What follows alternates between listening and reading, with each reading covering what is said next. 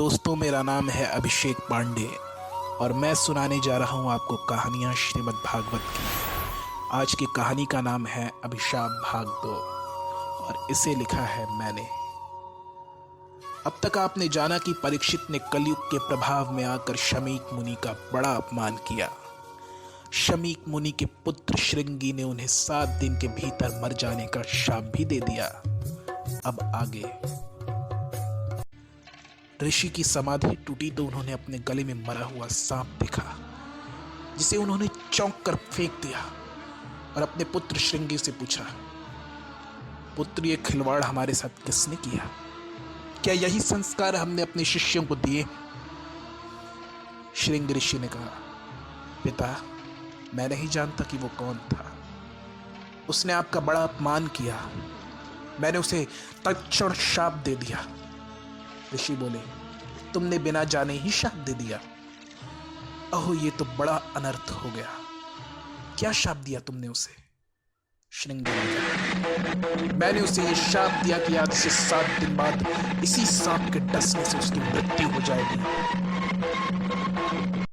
ऋषि चौंक गए। अहो, इतना भयंकर शाप! मुझे देखने दो कि वो कौन है। ऋषि ने अपनी सिद्धि से देख लिया कि वे राजा हस्तिनापुर के नरेश परीक्षित है। ऋषि के हलक सूख गए। उन्होंने पुत्र को फटकारते हुए कहा, अरे खोटी बुद्धि वाले मूढ़ बालक, तूने बड़ा अनर्थ कर दिया। तूने जिसे शाप दिया है वे राजा परीक्षित है, वे आर्य भूमि के सम्राट है। उनके कारण हमारी व्यवस्था बड़ी सुदृढ़ और धर्म में रत है। उन्हीं के कारण कलयुग में 60 वर्ष बीतने पर भी हमारे राज्य में आज भी पाप प्रबल न हुआ। आज धोखे से कलयुग ने उन्हें अपने चपेट में ले लिया था। इसी कारण राजा ने मेरा अपमान किया। वे सर्वथा निर्दोष और निष्पाप है। उन्हें मृत्यु का शाप देकर तूने इस युग को घोर संकट में डाल दिया है। रे मूर्ख, तूने ये साबित कर दिया कि तेरी जैसी कच्ची बुद्धि वाले को बड़ी सिद्धि और मंत्र बल नहीं देना चाहिए। तुझे तो बड़ा भारी पाप लगेगा।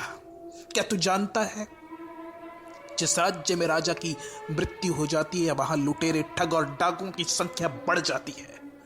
राजा के भय के बिना प्रजा में अराजकता फैल जाती है। सभी लोग लूट मार और चोरी, बलात्कार और हत्या जैसे पापों में प्रवृत्त हो जाते हैं। राज्य पर संकट के बादल मंडराते हैं। प्रजा वर्ण संकर और नास्तिक हो जाती है। विदेशी आक्रांता उस देश पर आक्रमण करके उसे अपना गुलाम कर लेते हैं। तूने बिना जाने ही महाराज को बड़ा कठोर दंड दे दिया है। हमें शीघ्र उनके पास जाना होगा। वहां परीक्षित हस्तिनापुर के महल में अपने कक्ष में पहुंचे। थके हारे महाराज ने जल पीकर जो ही मुकुट उतारा, उनके होश फाख्ता हो गए। आई, हमने ये क्या कर दिया? हमने ये क्या कर दिया? इस मुकुट में कलयुग का वास था। राजा ने लात मारकर मुकुट को फेंक दिया। रानी ने पूछा, क्या हुआ आर्य?